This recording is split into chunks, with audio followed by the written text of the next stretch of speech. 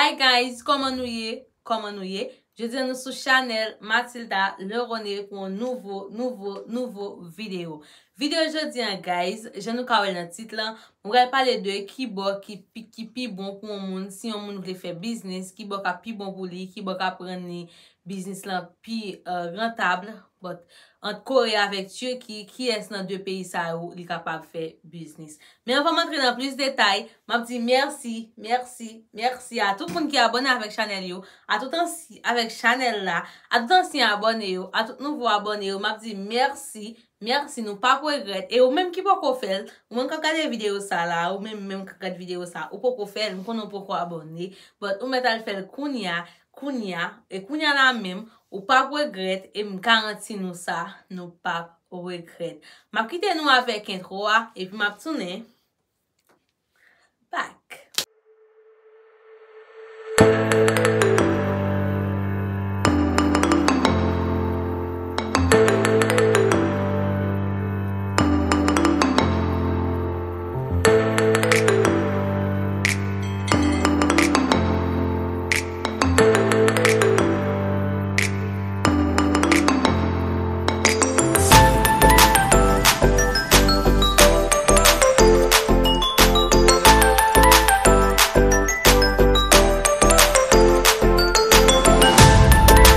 De retour après la pause, guys. En fait, j'aime dire nous, je nous parle dans le titre tout. Je dis, on va parler de qui pi bon pour on faire business, soit Turquie ou bien Corée, qui bon si on veut faire business, la pi bon pour lui. Ça me dit là, c'est avis personnel, pam, c'est ça moi penser. Donc, tout le monde va penser même genre, il doit dire c'est la pi bon, et pour l'autre monde dit non, que c'est la pi bon. Chaque monde a une façon que vous pensez, but moi-même, ça m'a dit là, c'est pareil que je pense, côté moi qui bon tout pour moi-même. J'aime dire nous dans vidéo que me fait qui côté me dit d'a parler de quelques petits détails qui gagne petite différence alors qui gagne entre Corée avec Turquie.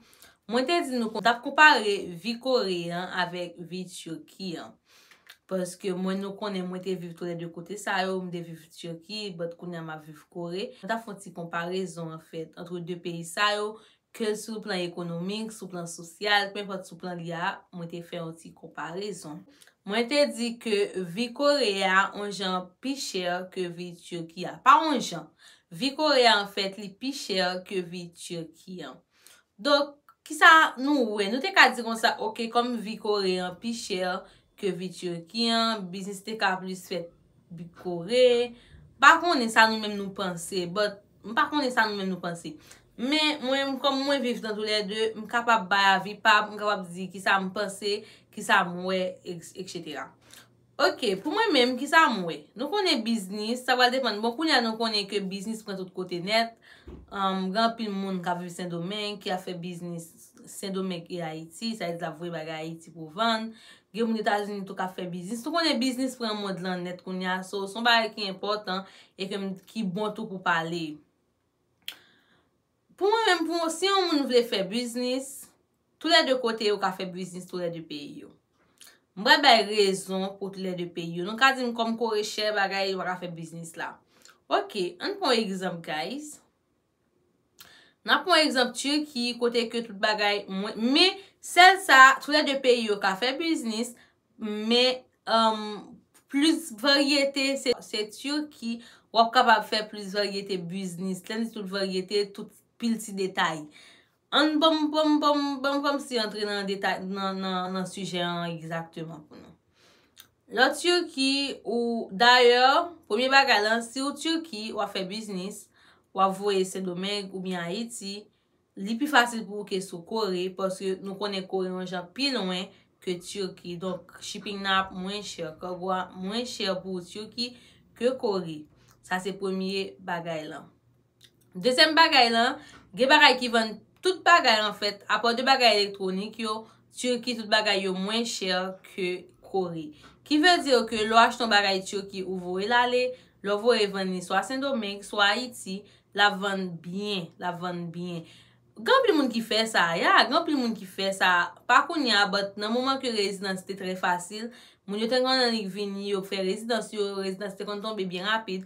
Yo just fait résidence et puis après ça retourner Saint-Domingue, yo acheter et puis yo retourner Saint-Domingue ou yo tourne Haïti. Gè kon sa, yo tou ala avèk malet lan. Yo pa kom si voye malet lan, yo tou ala avèk malet yo. Gan pi moun tou ki kon atan okasyon, le gon moun kap rentre Saint-Domingue ou bien Haïti. Moun yo te kon fè va et vient pile Turki, paske nou konen li pat difisil vre, kom si pou t'entre Turki e ke pou jen rezidans ou. But nan mouman rezidans te fasil an pil, moun te kon fè an pil entre sorti, pi bon pou yo te achete voye Saint-Domingue ou Haïti. Gen moun mwen konen ki voye Etats-Unis, tou sorti Turki, yo voye l'Etats-Unis. Ne pot business lan, ok, men sa mwen fè nou kompren alor. Turki pi bon pou business nan sens pal, Kore tou bon pou business nan sens pal. Nou e Turki, lo achete ton bagay, ou gen do achete l. Mbapral bay konmen ko wap achete l, la se jusqu'a prese gen moun ka fè business. Mbapral bay detay sa yo, parce de toute façon tou koun ya bay yo pa ven menm jan avèk avan. Lo achete li pi bon pou lo al revan ni, ok? Ou fè benefis. But lo akon bagay Kore, ou di wè achete ton bagay Kore pou al voye l ale, depos Turki yon men ki jan liye, ou achete l, ou gen do achete tout ti detay bay pou fèt, bagay plume, kreyon, tout ti detay net wap jwen pou achete Turki, chemise, sandal, tennis, wap jwen tout Turki pou voye Haïti ou bien pou voye Saint-Domingue pou fè business, pou van yo. But Kore, lo gade Kore, achete ton bagay ki minim, un bagay kom si ki pa van chèr, ou pral achete l pou un pri deja la ki chèr, ou pral voye shipping nan. Pas lem di nou sa, lo gade Turki, ou fin achete yo, ou voye yo, ou mba kont konmen kop pral paye per kilo. Mba sonje vreman konmen kop pral paye per kilo, but ma metel nan video an pou nou. Ma metel nan video an pou nou konmen kop wap paye per kilo, lo wap voye on bagay soti Turki pou entre Haïti. Et oui, ou pral juste voye li ou paye shipping nan. Kon gen problem Saint-Domingue, but kon gen problem Saint-Domingue, le yo rive nan douane Saint-Domingue, yo kon ken beyo, se la anpi moun gen do a perdi kob, ok? Ou gen do a perdi kob la, li bon pou lo soti tu, lo voye bayo soti Turki, pou entre Haïti, pou entre Saint-Domingue, but le kom si yo rive nan douane Saint-Domingue, yo kon bayo problem, yo fò paye yo ban kob, gen kon pren bayo, etc. Men lop gade Kore li menm, kote ko ge deja bal achete bagay yo chèr, ou bral paye shipping nan chèr, ou bral e lo rive koun ya, soit Saint-Domingue ou bien Haïti, a kè sou bral van yo?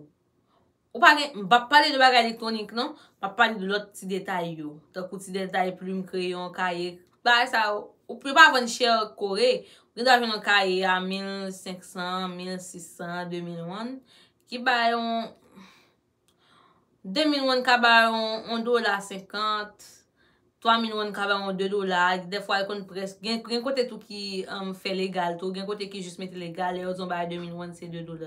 Le yo zon bagay $2 tout se 2001. But ouwe jwen, lo gade koun ya koba iti ya, imagino, li pa chè pou ou menm ka viv Kore non, nesas 1001, 2001. But lo bral voye koun ya, kwen kop bral ven ni? Kont le koun ya pou ou gren kaye, kome kop an Haiti $2 nan mouman? Deja ou achete $2 la, ou bral voye l bral paye shipping nan, ki ve dire ke so bagay ta suppose ven plus ke $2, mga met la an $5-6. Sa va depan de pri shipping nan tou. Koun ya imagine ou kwen kop ki moun ou ki vre achete l ou gren kaye a pri sa. Kwen kop $5 ba iti koun ya. Akon esi nou kompren sa mdi an biyen. Pou mwen nan sos ti detay sa yo, se Turki tap pi bon pou moun fè business. Paske Turki ou pa achete chèr, ou voye l menm sou paye shipping tou, lèl rive Saint-Domingue ou bien Haïti, ou a fè benefis sou li. Mwen kon moun ki fè business, Turki ki voye Bahamas, ki voye Guyane, ki voye Etats-Unis. Yo fè a fè bel kob. Bon, Etats-Unis menm ba bezè djou a fè bel kob avèl. Sa se si ou Turki wap voye l swat Saint-Domingue ou bien Haïti. E pou ti detay sa yo. Men bagay elektronik, pa konseye yo moun fèl Turki, paske yo van pi chèr Turki ke Kore. Pou bagay elektronik yo, mpense se Kore ki a pi bon so a fè business bagay elektronik, bay machine, bay blender, bay sa yo. Mpense ke se Kore ki ta pi bon pou moun nan san sa. En gros, se sa. En gros, pou mwen mèm se sa liye. En gros, Turki gen a fè pal ou ka fè business, Kore tou gen a fè pal ou ka fè business. Koun ya mbè pale pou business ki pa an a fè avèk shipping kom si voye nan peyi. Mwen pale de business, tankou studio, restaurant, bay sa yo. Mwen nan sa sa tou, eske de kote yo li pi bon? Nan sa sa? Turki, mwen bay yo chaka pa, mwen pa di kote pi bon, mwen bay yo chaka pa. Turki, studio a bien marché, restaurant a bien marché, sauf que, ok oui, restaurant avec studio a bien marché Turki, parce que gen pil haïtien, te gen pil haïtien alors, but koun a toujou gen haïtien, mais pas même genre avec avant, gen pil haïtien jusqu'à présent, donc studio avec restaurant marché. Mais pour Corée, est-ce que studio a restaurant par exemple a marché? Corée, studio a marché avec Africain yo. Nou konen pas vraiment gon communauté haïtienne ici, là, pas gen pile haïtien. Donc, font restaurant haïtien, c'est sûr que la marché, mais pas même je la marché Turquie. Pas vraiment gen haïtien vrai ici, on t'a dit à font restaurant haïtien. Moi, guys, j'aime de Turquie, m'de kon vendre. Ya, m'de kon te courir dans restaurant, m'de kon vendre pâté, m'de kon faire pâté pour me vendre, ok? Spécialement, nous connaissons moins te Konya, so, il te vend en pile, parce que te gen pile haïtien Konya, de kon fait fritaille tout, like, nous connaissons Konya, pas de gen banane, de kon achete banane yo Istanbul. Donc, si nous avons souvent sur TikTok, n'importe tout ça m'a dit yo. De kon achete banane dans Istanbul, et puis moi vini, m'fri yo, m'fait tout bagay, m'fait banane fri le dimanche. M'fait à peu près 2 dimanches pour fritaille, parce que c'est pas chaque moment te gen opportunité pour nous monter Istanbul pour nous aller chercher banane. Nous te fait avec dinde, pickles, etc. But nous te fait, te gen li te vend en pile parce que te gen pile haïtien dans milieu. Et là, font business tout, faut regarder milieu qui a fait business là. Après ça, nous te venu entrer dans faire studio. N'a pas tout sur TikTok, moi, nous te kon fait studio, acheter allonge, vendre allonge, peigner, maquiller. Nous te kon fait tout. C'est ça que les faut débrouiller n'importe côté. Ça nous toujours dit nous faut nous adapter nous à côté pour nous ça cap marcher guys. OK, so nous te dégager dans tout sens ça yo et que après ça, nous te kon vendre pois noir, du riz jaune. N'a pas tout sur TikTok moi. Nous te kon faire promotion bien sur TikTok moi. OK, n'a pas tout sur TikTok moi. Nous te kon faire li. But et donc c'est là font business, il faut regarder milieu quoi fait business là. Est-ce que là c'est important pour nous faire un studio ou capable faire un studio là but li pas marcher genre marché Turquie parce que Turquie est plus haïtien. OK et que là gen haïtien mais pas vraiment gen pour ta faire un studio. Déjà gen plus garçon que fille. Bon. Pour moi-même là les studios en bagay restaurant tout option haïtien mais pas même genre que bagay ça c'est plus Turquie ou ka faire mais moi même pour Corée lui même c'est seulement business téléphone avec machine ou capable plus faire là-dedans mais tout reste détail net c'est Turquie. Tout reste détail net c'est Turquie qui bon pour business ou ka faire n'importe business Turquie parce que bah yo pas cher l'autre bon là vinn ou bon ticket avion acheter ou vinn acheter ou retourner Saint-Domingue ou vendre ou faire bel bénéfice. OK, et que bon Corée tout lui-même c'est pas un côté monde qui entrer comme si les comme si besoin venir acheter. Corée pas trop bon dans ça pour business. Donc en gros c'est ça me devait expliquer qui bon faire pour faire business. En résumé, en Turquie à Corée qui est-ce qui plus bon pour faire business? Turquie gen a fait pas le café business qui plus bon pour lui et Corée tout gen a fait pas tout au café business. En termes de pourcentage, t'as dit côté capi on fait business par rapport avec Corée, d'ap mettre Turquie à 80% et que Corée à 20% parce que gen pi fo bagay c'est Turquie qui fait business avec eux et Corée lui même seulement bagay électronique avec téléphone qui t'a pi bon pour faire business. Autre bagay encore t'a bon pour faire business Corée encore, c'est si ou sorti Turquie ou acheter Turquie ou entrer Corée. Là, il est bon parce que ou acheter Turquie pas cher, ou vinn vendre Corée cher. Donc, ou sorti dans notre pays on bail qui pas cher, ou entrer Corée avec ou faire l'argent. Mais sorti Corée pour faire business dans l'autre pays, il pas trop bon pour vous même. Ya, je pense que ça me dit nous comprendre yo, nous partager ça c'est expérience pas, ça c'est ça me penser, OK?